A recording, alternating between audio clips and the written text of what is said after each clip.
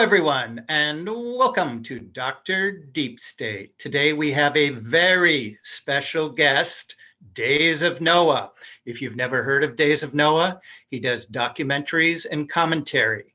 His leading show today is called Future Shock. He examines in particular the influences of technology, media, and culture on the self and society. And DayZ is able to take all those disciplines, especially in social science, have them speak to each other, religion, the media, and he can put it out there. And if it were up to me, his videos would be in syllabuses across the undergraduate social science spectrum. DayZ, we are so glad to have you on here. How are you doing? I'm doing great. It's an honor to be here. I really appreciate you having me. Yeah, I'm just glad to be here. Thank you. Great. Excellent. I've been checking DayZ out. It's about 6 years now. I found your channel. And if nobody's ever heard of him, he can do a podcast for 3 or 4 hours. You can click through on at any moment. He'll be digging into some heavy stuff. And so I strongly recommend his channel. If you've never found DayZ of Noah, he is a unique voice. And I've told him I don't want to get his head up there. He is in a class of his own over there. So we are just very happy to have him. We're going to talk today a little bit about the future. DayZ does Future Shock. It's part of the book we're working on. DayZ is working on his own book right now. Is obviously going to be integrating these concepts. We can probably only hit the tip of the iceberg and what we're going to be touching. We're going to be a little wacky. We're going to talk about the Black Eye Club and just get to the weirdness that is our day in this transformational time and kind of think about where we seem to be heading in the future. Before I stop talking here, Will, as usual, how are you feeling over there in Kentucky? Doing very well here, Doug. It's a pleasure and honor to be here, and I'm really looking forward to this conversation. And let's get things started. Okay, so don't take this part of this is going to be on the thumbnail, the whole thing. This is just to kind of get us kind of talking and transitional. DayZ just mentioned to me he'd heard about this idea of the club about 10 years ago. That's when I did. I thought it was just kind of super weird and strange 10 years ago, and I still think the same thing now. But if we want to talk about it, Will's looked into it a little bit, like what is going on. We have everything from major celebrities to world leaders to members of parliament and royalty and even the Pope as part of this club. And I don't think we're going to quite figure out exactly what's going on, but what we do want to kind of figure out for sure is from the traditional time we're living in and where civilization itself seems to be kind of unwinding beneath our feet, where is it that this world, what does it look like? A world of post-reality. What? And so DayZ, with that, you've been talking forever about post-reality. Are we even able to get our minds around what that means? I think we are, but I don't think the world the world is prepared. And just mere distraction, I think, has a lot to do with it. I think what was it, Neil Postman's work, entertaining ourselves to death. I think really, for me, one of the works that really got me thinking more towards the direction of media theory, and especially with McLuhan as well. And I think this is what really is holding back culture and just the general population from figuring things out, or at least seeing a little bit clearer, because there's just so much going on. Imagine not knowing much outside of your little bubble, what you do day to day, and dealing with this day and age. I mean, it must be so difficult for just an everyday person to get through the day when it's just inundation of constant like this agitation propaganda. I think is probably a good term for it, right? We're just constantly being pushed and pulled. And now the post reality, when I first started, the video's not up anymore, but I really, I was coming from almost an angle regarding wrestling. So I was making videos about how the world appears to be like a big WWF Royal Rumble of sorts, right? We're getting all of these characters, Yes. and I was using the term kayfabe. So I think one of my first videos that actually got more than maybe 400, 500 views was about kayfabe and how we're in a kayfabe reality, and that pushed me into the post-reality idea. And I was just comparing staged and orchestrated narratives in world wrestling to the narratives we're seeing on the news. Yes. Because when I first started, it was right when Trump was getting ready to run, and I could just see everything. It's just everything was sticking out to me. Like, what? Why aren't people seeing how obvious this game is? They're totally being played. And so I just dived into making videos. And of course, Yeah. I also was heavily involved with a lot of the Illuminati ideas because they were very popular at the time. They were somewhat new to me, and they were fun to dig into because there's quite a bit of evidence for things, right? If you really dig deep, there's some interesting stuff you'll come across. But I definitely will say we are living in like this post reality or post truth is used often. And recently getting a lot more involved with philosophy, I've decided to use more accurate terms like ontology. And I believe you've used the same term as well, this war on ontology, totally just deconstructing all that we use to formulate a reality or some semblance of objectivity. Yeah. Hey, Days, do you remember a video you did? You must have done it about 6 years ago. I actually showed it to my class for a couple of minutes to get a reaction. So I don't know if it was one of your earlier ones, but it had Trump dancing, and I guess the person was Drake. He was dancing to Drake. Do you remember this? I do. Yeah. I had a And lot of fun editing that one, man. Yeah. and I was new down here. It's going to be going on 6 years ago, and I know there's a lot of students in Mississippi State would have gotten a big chunk of that, but I was just kind of curious about my audience down here, and I showed them a few minutes of that. I just found it, and just the way that I thought it was interesting how you were finding a language within social science and media to kind of just a vantage point to kind of look at the craziness. And my students, they could only hang about 10 minutes, but they were intrigued. Like they kind of wanted to, there was something about they wish they understood, and that's what But yeah, that was very much a post-reality kind of welcome to the clown show kind of thing. Yeah. Yeah. It was. He was a Yeah. jester, there was this whole thing about the fool and this caricature of Donald Trump, and I was really focusing on and actually his role in the WWF. He actually had a few episodes, I think. Yeah.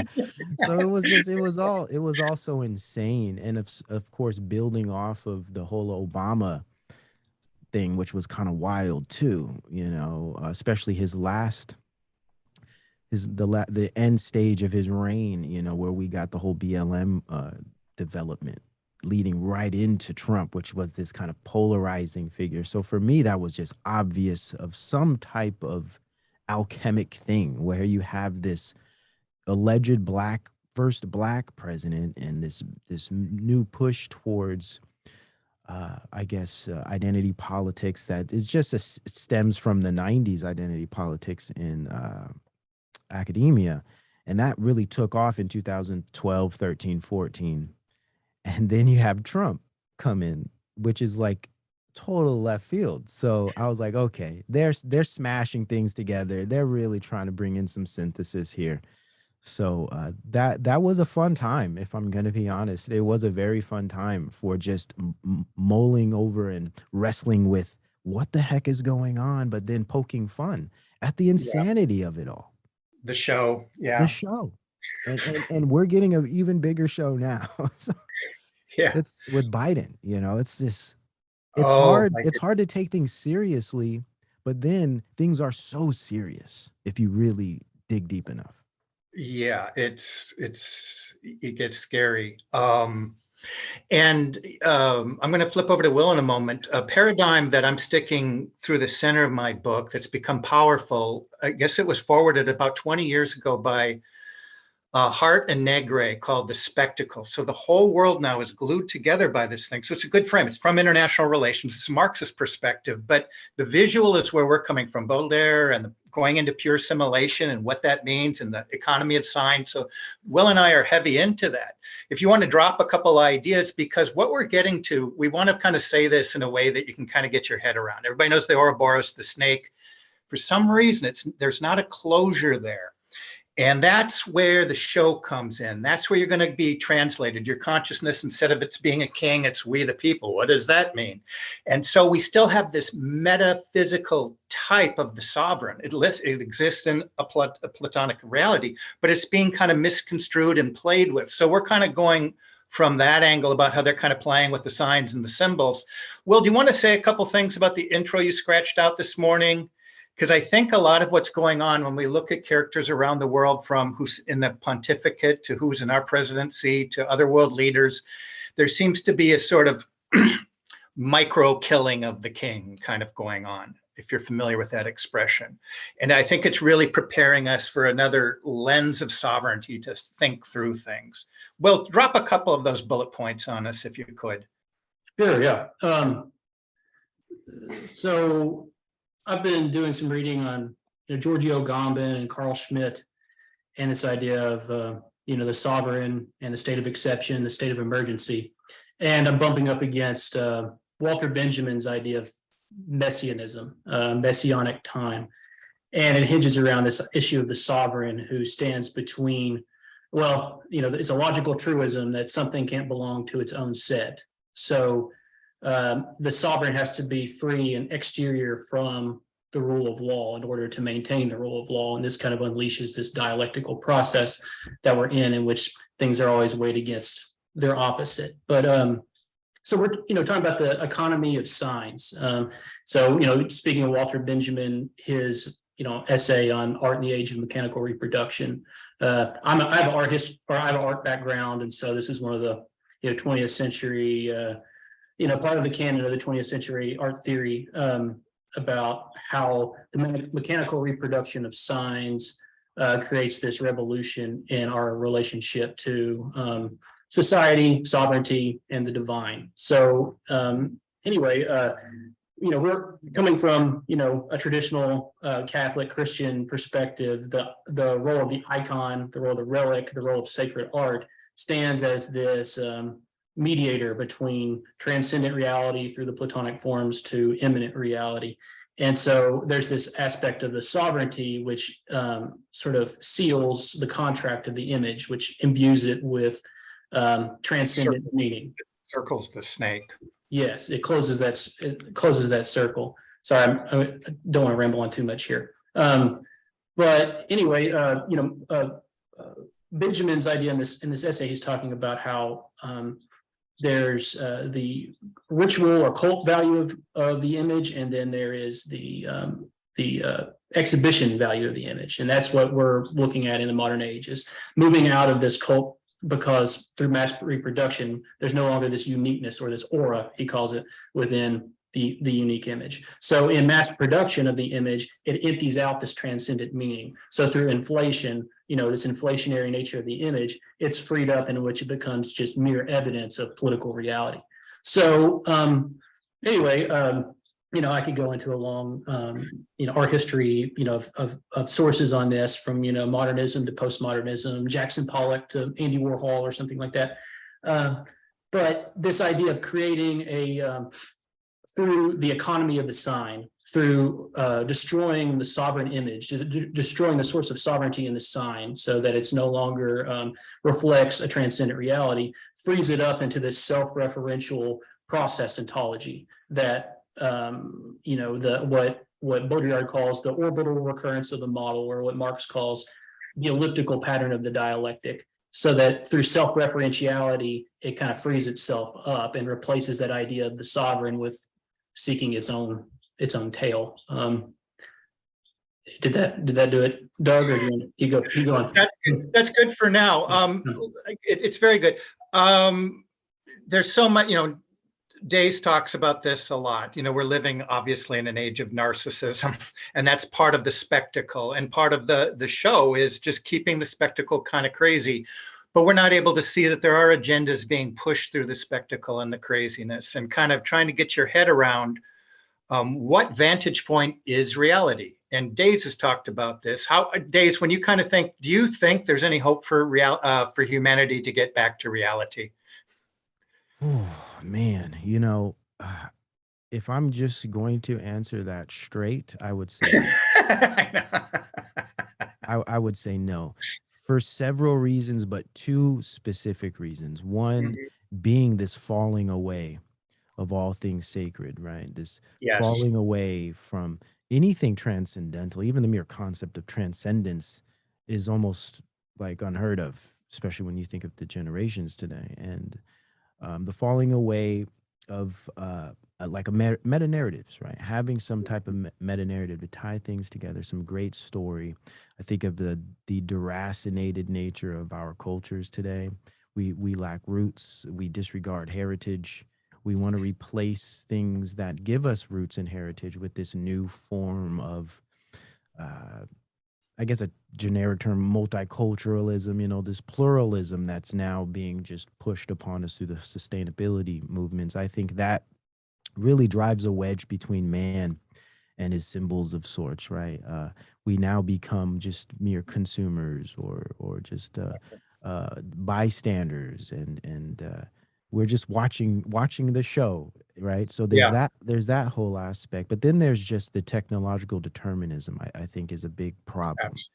That's feeding a lot of this direction, this so-called progress we're going in. So as long as this technology continues to increase in its use, in its acceptance, and in its like standardization in all things life, right? Whether that be work, play, education, family, right? It's literally ubiquitous. So as long as that continues unabated, and as long as we continue to just completely ignore things that are transcendent and just the mere ideas, I think any semblance of reality is going to, at least in an objective sense or any traditional sense we might have believed prior, gone.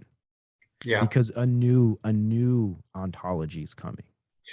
Yes. In my eyes. Yeah. I don't know if we can tie this back, except maybe in a joking kind of way, to the black eye. And Will and I, whether you're doing this or the black eye, I guess it's the same eye all the time. To me, it just seems like just face value, some criminal cabal is kind of putting their mark on things, right? At another level, we talked about it, like the eye of providence. It seems to me one thing that stands out, Will said this morning, is like we need our whole thing about reality. It's both the transcendent and the immanent together give you a picture. And that's historical reality that we can preserve through our institutions to some extent. But the one eye, it is really pushing us down into an exclusive immanent frame. So as Charles Taylor would say, we're living in the immanent frame, but he said there's still pluralism. There's still churches and believers, but nobody can make these exclusive claim. I think we're getting pushed into that idea that any truth claims are that's what's definitely under attack right now in the world right now. Wouldn't you say? I would agree. Absolutely. Yeah, man. Any truth claim. Even things religious, right? Of any type are, like you're saying, kind of being pushed away. Have you seen this recent story about Israel? Yes. That's what I mean. Yeah. Because right when you said that, I thought of that. Well, I'll let Will take Is this. that real? It's something I've been hammering on forever and ever. Like, if you can live in this Christian Zio worldview, I believe that anything they do, that it just won't faze them. And we can go back to talking about wrestling or what's going on in the world. That's another question we're answering. Why can some eyes see and some eyes can't? Obviously, the Bible talks about a great deception, and that's probably a pretty good consideration. Yeah. Will, what do you think?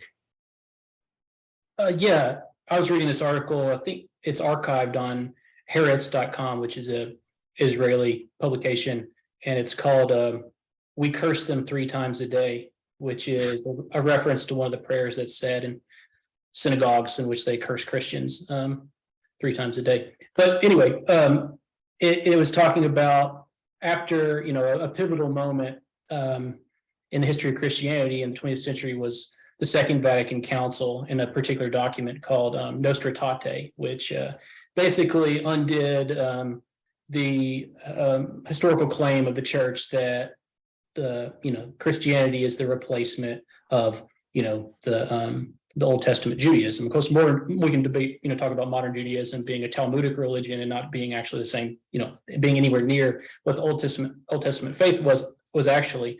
So there's this slow process, and I think this is a part of the ontological processing that we're under, is removing the sovereign from Jesus Christ and placing it onto this messianic class of people. And I think that's partly what Walter Benjamin was talking about, and what a lot of the state of emergency is about, is moving us away from any of these universal truth claims, as Doug was saying, about Jesus Christ being the eternal logos and being the Messiah for all people everywhere, and transforming it into, this moral relativism, and then we have to have this one class of people who are untouchable and off limits, and then rubbing the American population's nose in it, like, yeah, you're going to give us your tax dollars, yes, your military works for us, yes. Anyway, I don't want to go too far down that road, but yeah, I do think, there's something in your face about it, like we're going to end fascism by stopping your free speech. Ukraine stops Christianity, or to whatever extent it closed its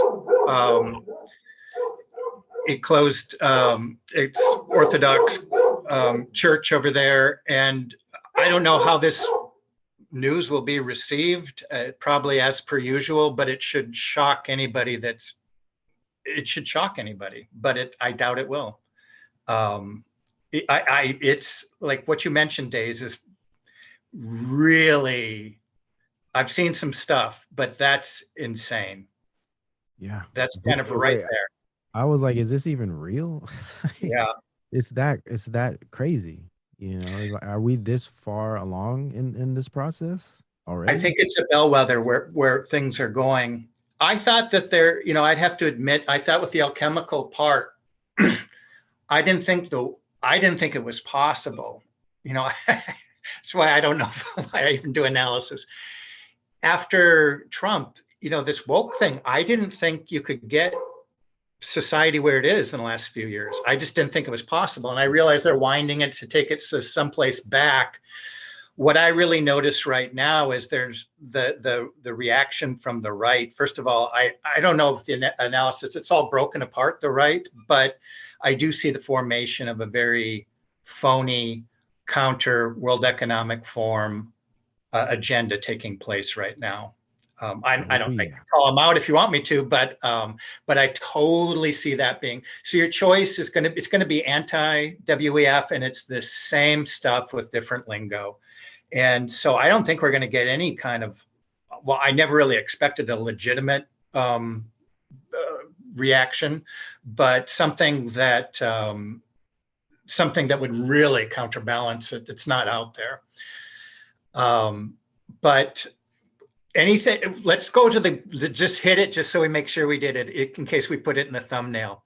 But the black eye thing, I've never gone there just because it gives me the creeps. Like, one thing it does do, it's like, again, like, what would you do if you were sticking this in front of anybody's face? What would their reaction be? And I think it's like building number 7. Either you're going to kind of go there, or you're going to be the 9 out of 10 that doesn't. You just close that door. But because whatever it is, it's telling you that who's in power is a means to an end. It's Machiavellian. This is how we play ball, and it's intimidation. Really, it's very mobster, I think. Yeah, it's very strange. I think it works from a frame that sees the world being controlled by this brotherhood, right? I think that's really where it stems from. It's this Masonic / Hermetic / Kabbalistic brotherhood. And the problem I have with it is it kind of steps on the toes of all of these very different movements. Now, I do understand spiritually these things are all connected, but it it's just very messy as a theory. It's very messy and it assumes a lot, but you can't help but notice the patterns, like these black eyes, right? Why is it that all of these individuals at some point, at least many of them, tend to have this black eye? Like, what is this about? Now, some, I guess Occam's razor, right? Oh, well, people get in abusive relationships, people fall down the steps, bad things happen to people and that cause bruises. And just because people are famous, it doesn't mean that it's not going to happen to them. And possibly since they're famous, more pictures are taken of them. So there's more of a chance that you'd see them when they might have suffered from this type of injury. I get all those arguments, right?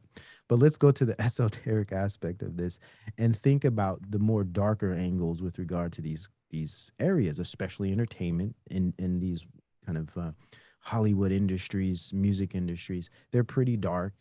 And I would argue, if you pay attention to the people who tend to get into these industries, they have similar backgrounds sometimes, usually with questionable upbringings, right?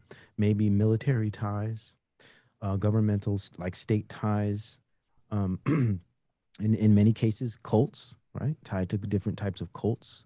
So there seems to be this pattern of, I guess, for lack of a better term, darkness in the lives of a lot of people involved in these areas. I've read stuff, and I don't know how accurate it is because some of this stuff it's hard to really know. But there's a lot of data out on just actors, for instance, that a lot of them suffer from very similar types of trauma or abuse as children, right?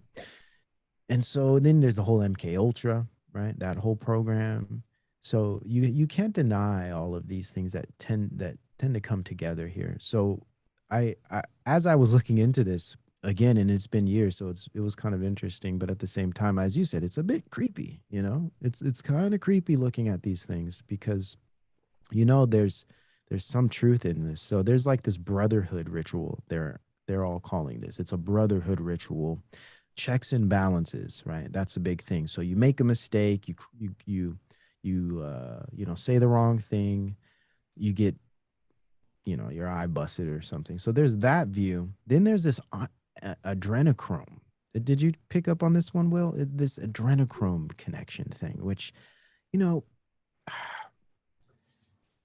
I try to address things. I try to be open minded, but some of this stuff is a bit. There's just not enough evidence for me personally. But I do understand there are rings. There are these rings of different child cults and stuff. I understand these things must exist. This is the world. But that adrenochrome thing is it's a very dark rabbit hole. It's kind of scary, when you think about it. And they say, well, there's this one angle where they're like, okay, so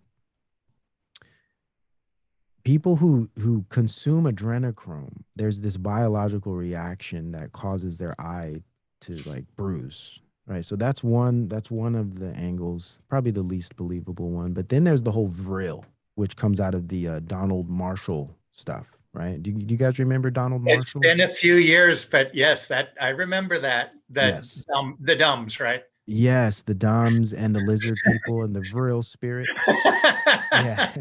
So that's like the big story. When you really go deep into the Black Eye Club, this is kind of like the foundational theory, it's the vril. So this story is there's these small little, like, he calls them vril types. So they're like these little creatures that go into the eye, and they get into the eye, and it enters the host through the eye, and it you know attacks the eye, and that's what that is. I don't know. It's strange. I guess it has to do with the lizard theory, but I think I think it's a lot more simple.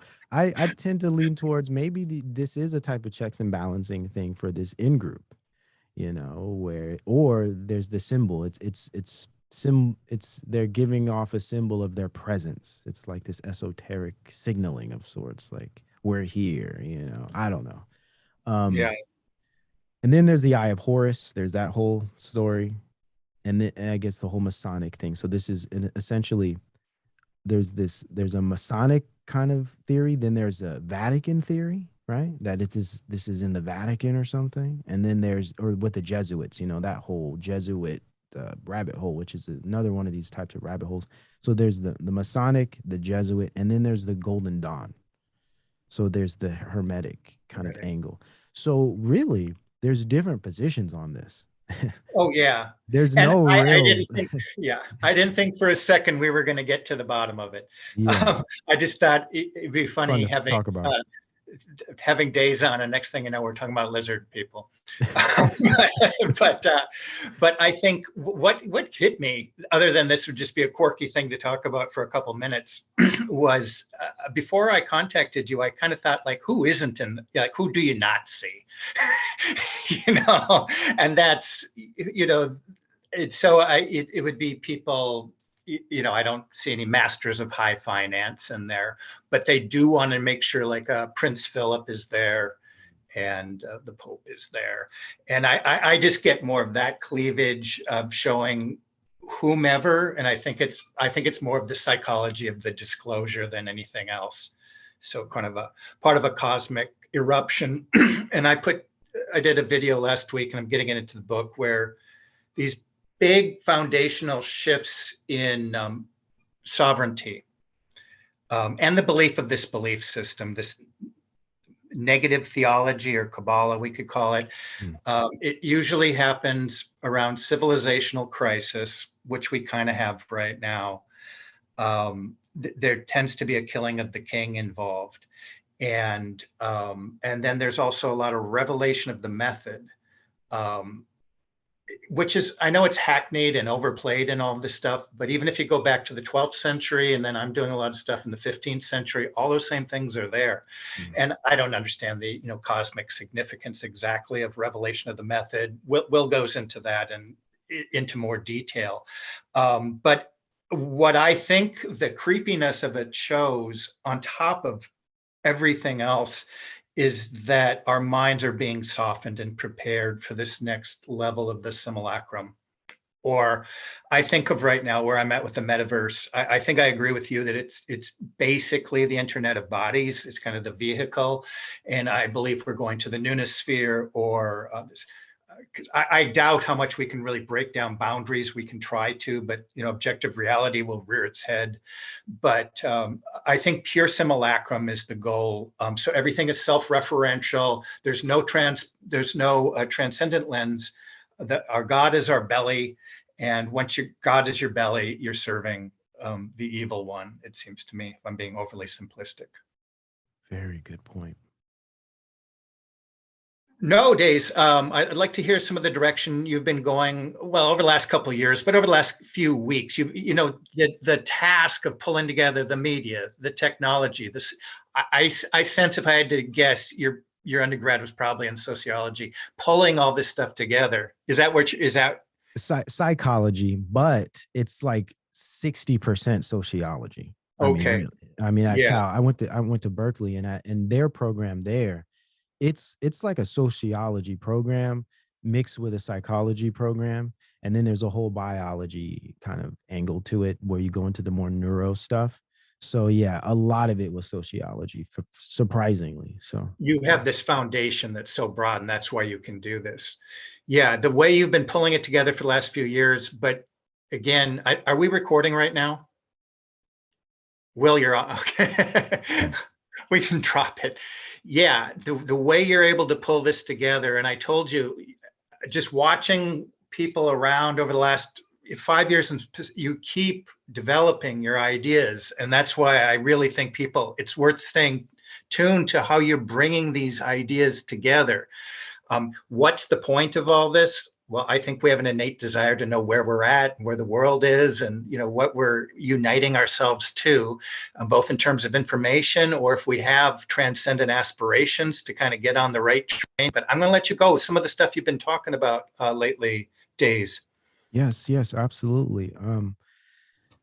So really what's brought me to this is, I would say, the very recent explosion with regard to technology, and then taking that and looking at what I've been developing over the years as far as cybernetics and a lot of these things, MK Ultra, and seeing how they're all tying in together rather well. And especially with the COVID situation. That whole scamdemic thing really just opened up so many doors for me to peer into. And I started to even look into a lot of the tech, a lot of the mRNA stuff, and the connectivity of it, right?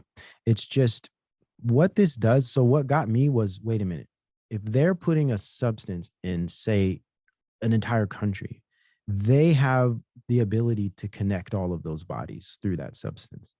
What are they going to do with it? I don't know, but let me look into it. So I started thinking about, they're connecting us biologically, right? And I was calling it surveillance medicine, because it's a way to surveil a population in a very sociological fashion. When you're using biology, it's like using biology to address the sociological almost. That's kind of like how I was thinking in the beginning. I was like, there's a tie-in between the bio, the social, and the psyche. There's something bringing all of these things together. And then of course you look into World Economic Forum, you look into the Rand Corporation, you look into all of these transhumanist programs. And then you discover, oh, wait a minute, yes, they're literally trying to bring all of these things together. They want to create a type of programmable, manageable, predictable body, literal body, or they would call it a state. And um and that led me, of course, to Agamben, which led me to Schmidt. And though I'm not at all very well read in those areas of philosophy, I pulled enough from those guys, and especially with my more familiar background with Fanon, uh, Fanon, which really got me into the whole body idea of phenomenology. It was more of a racial thing, of course, in his work, but it opened me up to this mere concept of connecting self to phenomenology and the different like worlds you can live in, whether that be biological, psychological, sociological. And so that definitely opened me up anyhow. So but back to these technologies. I'm sorry, I'm all over the place. So I I started paying attention to this new push for the jabs. I remember in 2018, 2018, I did a video on this whole Zika thing. Do you remember that push? So right when they were pushing that, they even stopped the Brazilian the Olympics in Brazil. And I was like, okay, this is crazy. They're trying to scare everyone. They're showing these babies, and they're pushing this jab. So I was like, okay, this reminds me of something I was reading before with regard to universal injections, right? Like this universal one-stop shot. They've been working on since like 2012, and I was like, this is it. They're trying to work us towards a universal type of injection, compulsory system where everyone has to be updated. Now, I was thinking, okay, there's the whole Depop thing, but then I was like, there's something else here. There's when you look into these technologies, they are actually able to connect to devices and connect to different types of network systems. So there was this networking thing going on that I just couldn't let go. Then I Yeah, started looking more into Internet of Bodies, and then everything just made a whole lot of sense. And right. I was like, okay, so this is where they're leading. So that's more of the more esoteric stuff, but then some of the surface stuff just has to do with TikTok, for instance, and a lot of these social media trends, and how this has been creating like sociological enclaves. Like you have the manosphere, and you have inceldom, and you have like TikTok influencer girls, and now you have OnlyFans. So I'm like, wow, there's all of these new worlds, these new communities being built through these platforms. This software device kind of relationship is forming these new enclaves of humans.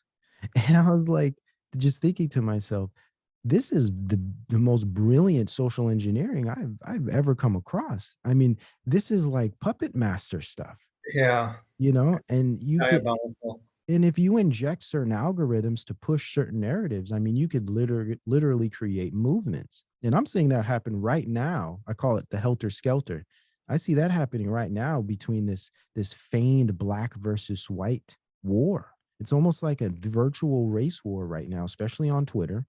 It's really disturbing. You have a lot of these Black nationalist groups showing all of this very disturbing videos of alleged, white people doing things, and then you see it on the other side. You see a lot of the Yeah. this new rights, this kind of like Molberg, whatever his name is, this kind of reactionary right movement. And now there's the BAP movement, right? The Bronze Age pervert movement, and they're really promoting a lot of this like identitarian stuff, which is very anti all races. Actually, it's just this. I guess some would call it white supremacist. I don't play in any of that stuff. I just see the dichotomies, right? Yeah. And that's very disturbing to me, because I see them literally creating these mind movements that could materialize in the real world. They could. I doubt that they will in any substantial way, but I've just been noticing all of these different like egregores of sorts, right? Just floating around and causing people to move in directions. And that for me was huge. So then I look at so I see the psychology, the sociology, and then I see the tech and how it's all connecting.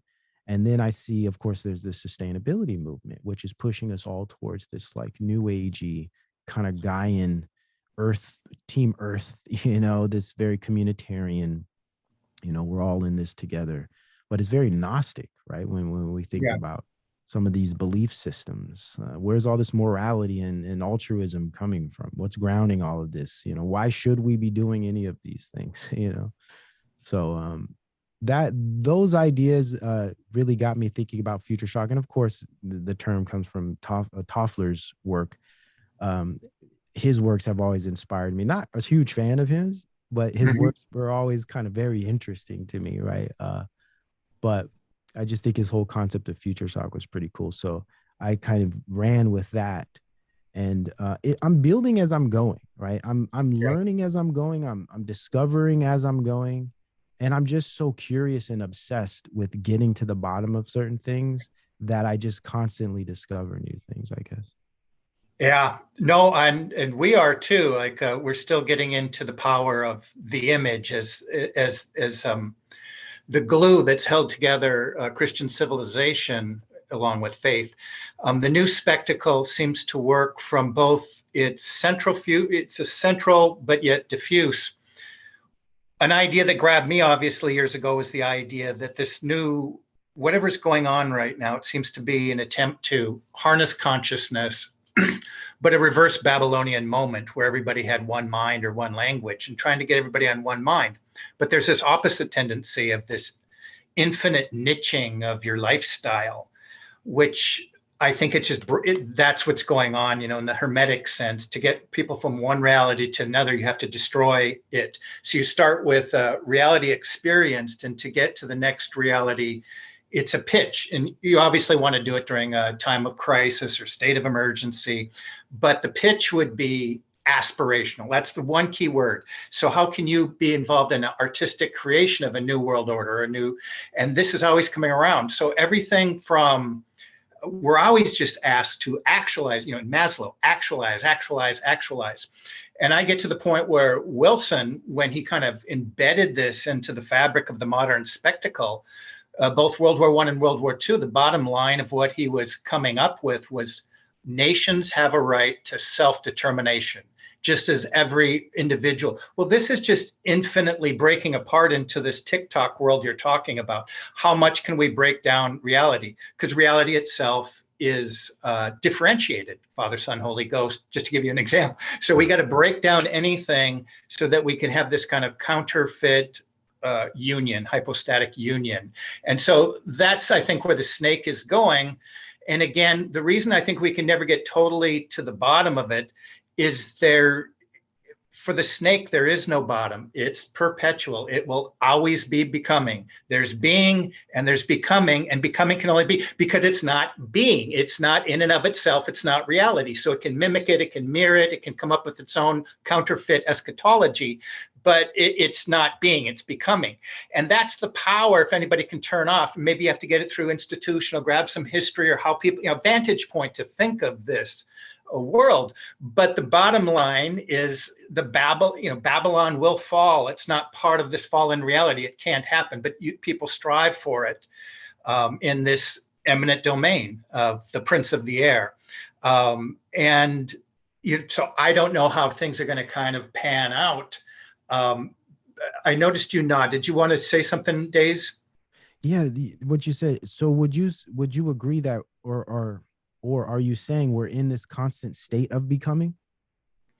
There's two. That's why I kind of have the blockchain of coming and the blockchain of being. And it's kind of biblical sounding. Sometimes Augustine would say we have a city of God, city of man, and sometimes they overlap and they're hard to say. But a correct union would be with something that just is. Reality is behind everything we see. It's the one thing that isn't of itself. That's reality, and that's what we strive for. But when we're always, in the show, everything is a simulacrum of that, or maybe once or twice removed. But I do think the goal here is to go for pure simulacrum. Yes. Which I don't know if it's possible, because there'll always be a historical consciousness. And I think innately the time analytic, and so we have two theologies. We have a negative theology, which is just, okay, I don't want to get too into this. It's just trying to negate being, but being is in itself. So you have these two worlds that are kind of tugging and pulling. That's the dialectic of everything. And it plays itself out through evolution. Are you going to participate in this thing that's happening that, it's a big bang, it's nothing, became everything, just like, the banking system, thin air controls us, money out of thin air. Are you going to grab onto this nothing? And the way I did it is just so people can kind of see how one is so similar. Like the Antichrist is not going to be, the devil horns. It's going to be better than Christ, with scare quotes. Just like, well, I'm not going to say a Protestant remark, but I think Will wanted to jump in for a moment. He wants to get into a little bit. He's got some Kabbalah stuff that he did dig into don't shrug. He did do the one, I think, from the Kabbalah perspective. It gets a little, crazy, but weigh in, Will, please. Let me respond to what you were just talking about first, and maybe we can backtrack and get into that. Sure. I just want to say, what DayZ was talking about with this proliferation of worlds, this multiverse of these different niche worlds. And you're talking about the two blockchains, blockchain of being, blockchain of becoming. So Carl Schmitt's idea of political theology, I claim, is always a part of the blockchain of becoming. It's always trying to immanentize an eschaton, replace, absolute being with a substitute sovereign, this substitute for sovereignty. So, what I was trying to get to with Walter Benjamin's idea of the mechanical reproduction of images is that within the religious context, the religious icon is a faithful bearer of the transcendent image.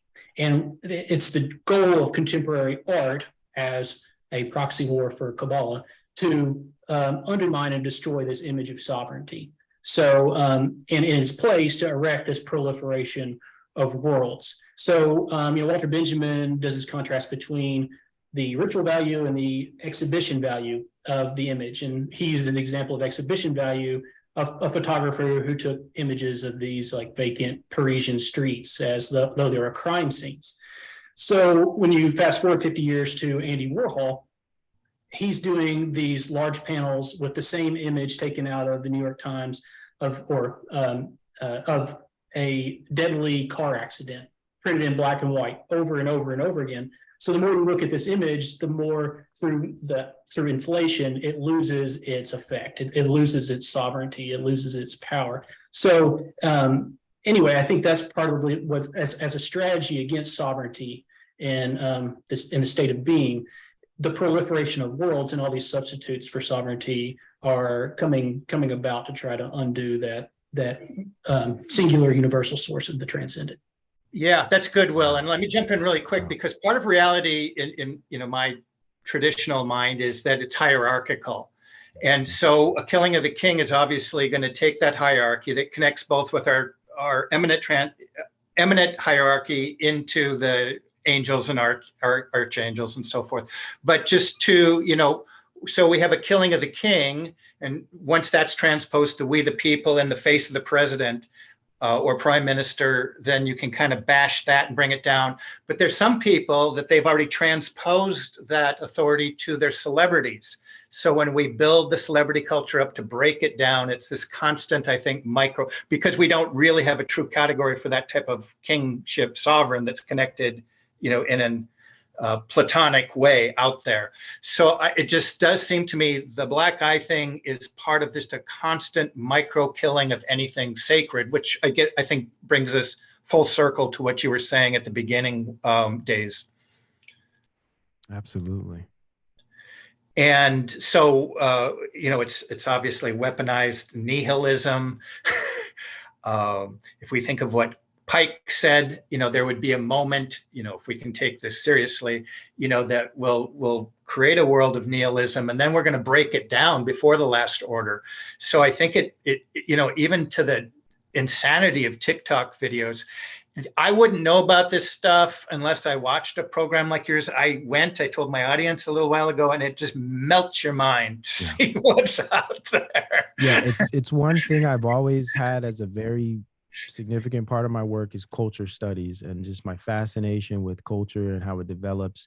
And when I say culture, I don't necessarily mean it from an anthropological perspective, but more of a pop culture, just the mixing of popular technology, people, and popular ideas, right? That's how I look at popular culture.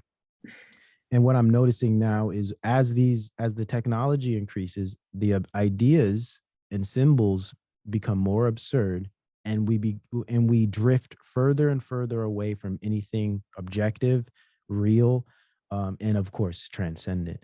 And I think about what you guys are saying here, and it reminds me of some things I've been trying to put together too, concerning atomization and how we're all being split up into these little solipsistic bubbles with our own little personal algorithms for all of our little virtual worlds or screen worlds.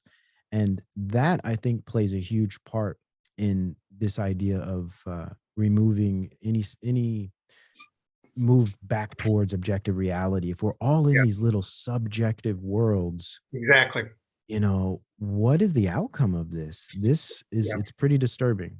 And especially considering, say, everyone under 25, right? Like, wow. Oh, I say that as an instructor, I all the time. But Tocqueville noticed this in the 1830s, this movement toward atomization, and he knew it's the end of civilization. The two things counter one another. So where we're at right now, I just thought of this like an easy way of explaining this. If let's say there's a realm here that's called the immanent realm. And I'm taking from Wolfgang Smith's here. So in our immanent realm, we're locked by time and space. There's another realm, which we could call intracosmic, before we get to the transcendent. And there you can have either perfect forms, like a reality of, or the demonic realm. But there's a time lock. They're locked by time, but not space. So that's the realm we can kind of play with. Now, here's where I'm going. Something kind of snapped in me when I read Taylor's idea of, he takes it from deep anthropology, that we all have a mimetic desire. Our own desires themselves are mimetic. We don't actually come into the world with them. They're trained. It's a heavy idea. But once I kind of got on that, if you're only living in the immanent frame, you will be bound by whatever you choose, whatever you think is true, is simply mimetic desire pulling you to that thing. Public opinion, in the worst possible form. The transcendent form, when we have two eyes and are able to do that, what do we get from that? Yes, it's a realm of demons, but in there we have the realm of the form. So the true and the beautiful and the good. If society's flaking out at you and you have some access to, well, that just doesn't sound true. Well, what do you care? You're not going to make any money. There's no money in being true. Once you have some kind of lock in the past that there's a value of true, the beautiful, and the good. And I think that's why we know we're not truly in Baudelaire's pure simulacrum yet, because there are people that value the good. They're able to hurt their careers by, not many, but to really take their career when there's something inside of it that still said, that's wrong and I'm going to take a stand. But that's what we're losing when we're losing the transcendent, because if this just becomes illusion, that's what Plato was talking about. We have nothing to grab onto. Yes. So we might as well just play the game down here and just, we'll all descend into this debased ecstasy together, which Aristotle said was, St. Thomas Aquinas said was just part of the spectacle. It's a debased, it's a misplaced transcendent. Instead of the hyperstatic union, you get high on whatever we get high on in the immanent realm. So we have, we're always a click away from the most debased transcendence we can have. And yeah, trying to get out of that state, the only kind of saving kind of cord that we have, I think, is through the tradition that gives us a vantage point that in and of themselves, truth is beautiful, good is beautiful, and the good is good in and of itself. And we pursue those because deep inside us, that's our deepest longing, is to connect with those things. But in the shit show, everything gets translated into something else.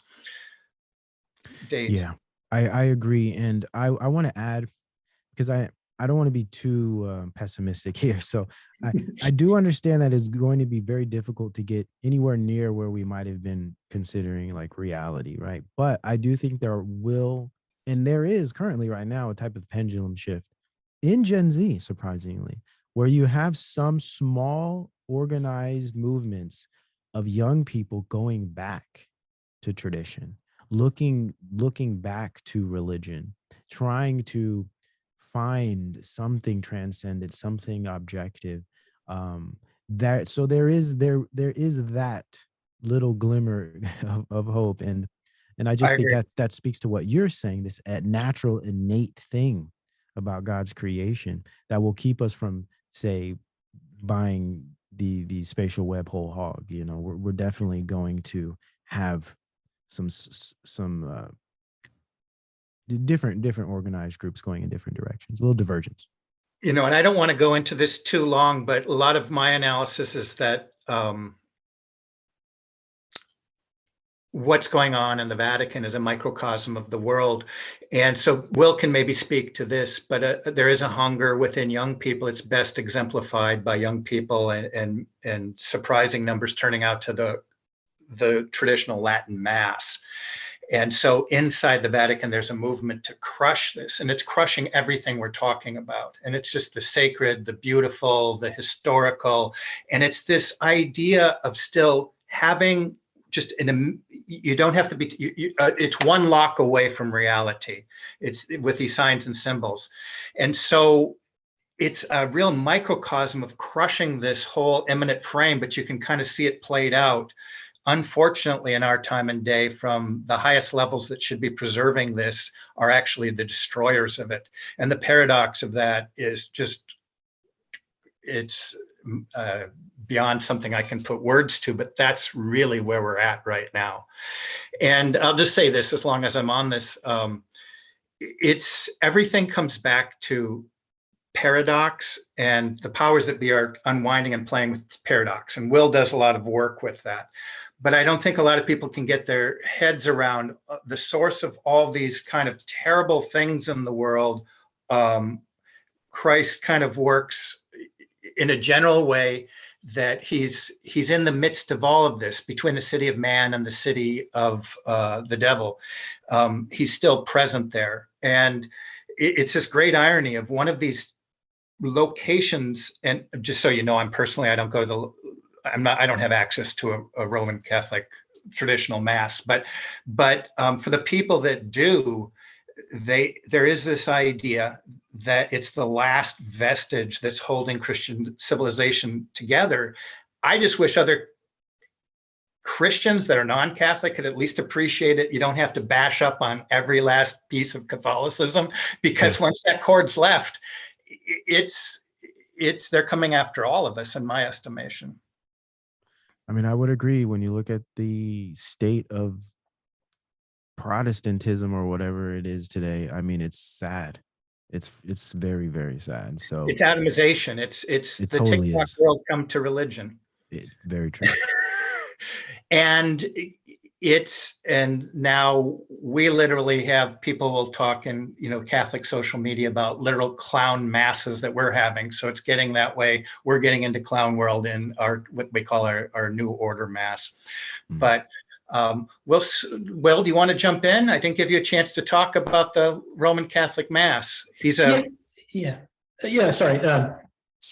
So, for me, I live in Kentucky, and there's a Latin Mass nearby, and so I've discovered it about a year ago, and I'm hooked. I also lived right down the road from the Asbury revival, if you've been following that at all. But anyway, that's just kind of a side note. For me, the Eucharist, the belief in the true presence of Christ and the sacrament and the Mass exist as the representation of the sacrifice in Calvary that replaces the Old Testament sacrificial system of the temple. And so then the Eucharist is represented as the sign of sign. It's the transcendent sign that imbues the entire semiological chain with transcendent meaning. So the sacramental economy, there's 7 sacraments. Anyway, not trying to proselytize here, I suppose. But anyway, the sacramental economy is this hierarchy of signs that holds the world together, in which we can have trust that something means what it says that it means. And so anyway, this idea of hierarchy is something that's very important and also always under attack. And like the demon in democracy is trying to always attack this aspect of hierarchy that's eternal, and we're always doomed to replace it. That's why we always have this sort of cult of personality around the president, who's this substitute sovereign within a condition that's had hierarchy subdued in a sense. Just one last thing I wanted to add in here. Agamben, I was listening to a talk he gave the other day, and he mentioned that the archon in Greek, which means the archangel or the principality, in Greek also means the anus, which may speak to the mystery of sodomy and the secret of empire, and how, whether it be in the Vatican or the World Economic Forum, it seems like there's this recurrent theme. And then again, there's the head of the snake and the tail of the snake trying to converge in perpetual motion. So anyway, that might have been a little sordid for the audience there. I might cut that out if you want me to, but pretty novel thing that I learned this week. Very, very interesting. It's so amazing how all of these things are tying together. I really like you guys, how you put together the Ouroboros concept. And I look at that in a very similar way, especially thinking about things like spatial web, Internet of Bodies, and this digitization. They call it the digital transformation that's happening across the earth right now. Every single, save a few, pretty much the whole earth is undergoing this transition right now. It's really disturbing, actually. But when you think about things like the Ouroboros and this constant state where it's a cyclical, this is what they want. And what I use to kind of wrap my head around the ecology part of it is I always go to the work of Kenneth Boulding. I'm not sure are you guys familiar with Kenneth Boulding? He's a economist and from 60s, 70s era. And I have several of his works, but his book, The Great Transition, for me just really set the tone for where I went with Future Shock, because his whole point was what we need to do is we need to create an enclosed earth system where everything it's precisely what the circular economy is. That's why I made that video, because after reading Kenneth, I was like, wait a minute, this is the circular economy. Yes. And you would never hear Kenneth Boulding from any of these guys, but I know they're reading his stuff, because what he talks about is he wants to create an enclosed ecological system where everything grows and works and feeds through itself. It's like this closed system, and he's always going on about entropy, and how we need to end entropy and create this system where we don't have to build anything or waste, zero waste, and then I think about the points you guys are making here, and it all ties in. They want this closed Borg-like system that is technologically controlled, but I would say spiritually governed, right? It's this mass egregore of sorts. So for me, there's just so many different ways, so many different writers and thinkers you could point to. It all comes down to this. Yes. And I'm actually I'll just, yeah, you did it. This was about a year and a half ago. You did a show and you were talking about the circular economy. I don't know how much of it you were citing or how much of it was your head, but you had a couple of really interesting ideas, and it is exactly that. And it's, you can call it Kabbalistic or whatever, but that would be the vision of this economy. And I was trying to look here. I had a little quote from you that I think it is an illusion. It breaks all laws of what would you call entropy and so forth. It's an illusion, Totally. but it's a promise. But we're going from one world of the reality we have experienced to get you over to this one. You're supposed to participate. And so the insanity of this world, I don't know why someone would put it out there. You're going to have nothing. You're going to love it. It's communism. You're going to eat bugs and you're going to love it. And maybe they've reeled back on that a little bit. I always assumed this was so over the top that these were like paper tigers that were supposed to be knocked down, and they're still up because they're not being challenged. And maybe there's a backup, but like I feel that way about the crazy leftist stuff going on right now. I feel like these are all straw men being built up, especially with the just insanity of it recently. It's pretty disturbing. I think it is. I think the over the top stuff, because I know they can always wind somebody up on TikTok to take care of that. Yeah. Because what you're saying when I explore some of the, this is colonial rule, divide everybody, get them to go after each other.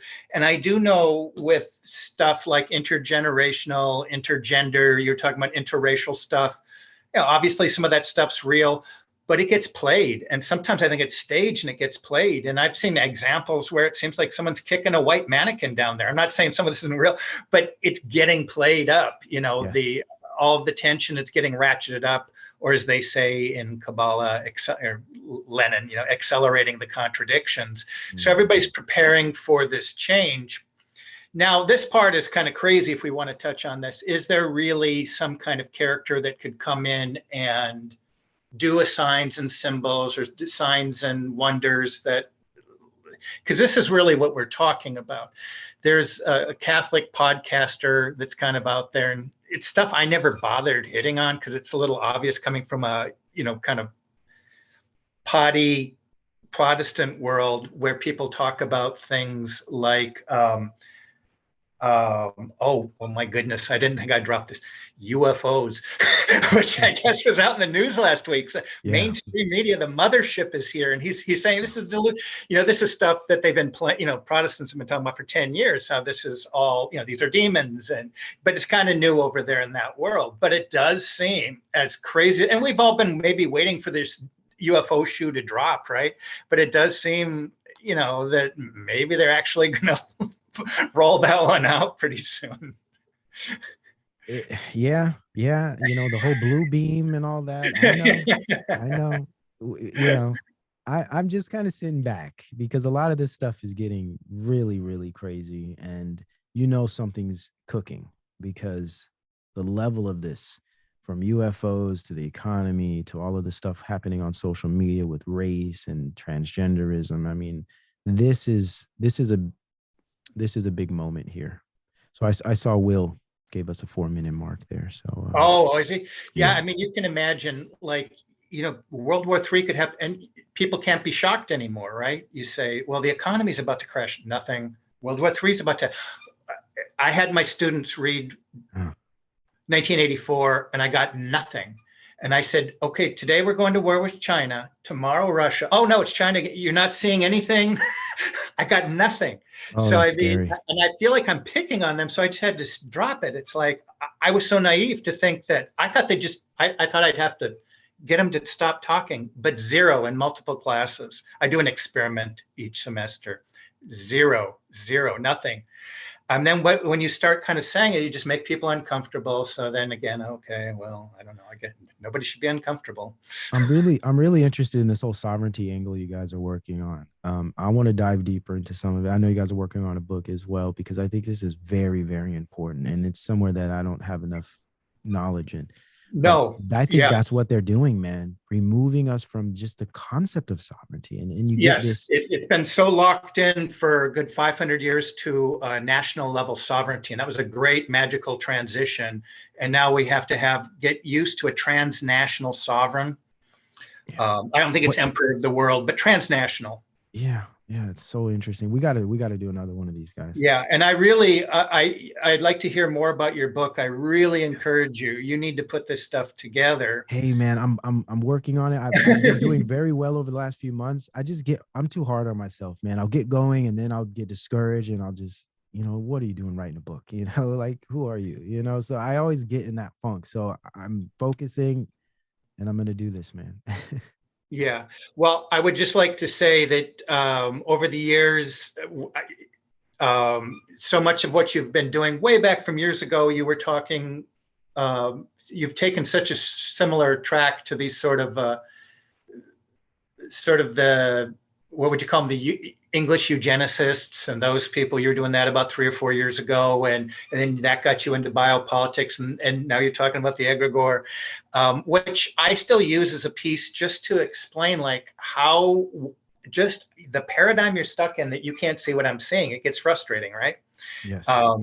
And so the egregore is a type of, I guess, demonic mind prison that I believe, the way I'm doing it, it starts at a certain location as an when Paul reveals what the Logos is in Athens, at that same moment, that's when this Neoplatonic chain happens.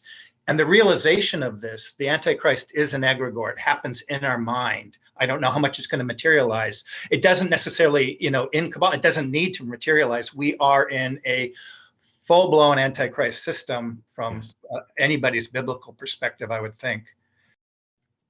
So DayZ, I want to finish by saying just more power to you. You're pulling these things together, and I'm sure you must get mail all the time of people that's checking this out, and they start to see the spiritual end of all this. So you're doing great work over there, and I see the feedback you're getting, and you're opening eyes, and you're bringing people to the Lord. So I really celebrate the work you're doing over there, and I hope you stay strong, and I want to see you write that book. Thank you. I appreciate that, man. That means a lot coming from someone who is so accomplished and has been doing this far longer than myself. So that means a lot. And hey, man, as long as God's given me the opportunity, I'm not stopping this. I can't. I literally can't. So I am working hard on this book. My goal is to finish it up over the next couple of months and get this thing out. I've been going through this process for years now. I first thought about writing an actual book in 2019 just because of all the essays and different notebooks I have of ideas. It's like, why don't I do something with this, and kind of help myself out here. Maybe I could understand some of these things better if I actually put them in some order. So, and then just over time, things changing. And really, once the whole COVID thing came, that shook everything up.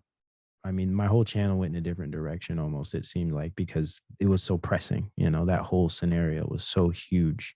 And I just went into a new world of research. So I appreciate that, man. I appreciate you guys having me. Can't wait to come back and continue these talks. It's so stimulating, man. I love this. Anytime you want, just give me a text and we'll kick some stuff around. Absolutely. Okay. It's just been great having you on. Will, give us all a goodbye. All right. Yeah. Thanks so much. It's such a pleasure to be a part of this conversation, and I can't wait to see your book, Days. And I'm going to be on the waiting list to buy it for sure. And please, anytime, we'd love to have you back on. This was really a joy, and I think this went very well. So just any old time, we'll be here waiting. And you want to say goodbye, or you want me to say the final goodbye, Doug? Oh, I'm going to say to everybody out there, thanks, Deep State people, for tuning in. I hope y'all are doing well. God bless everybody. Thank you all.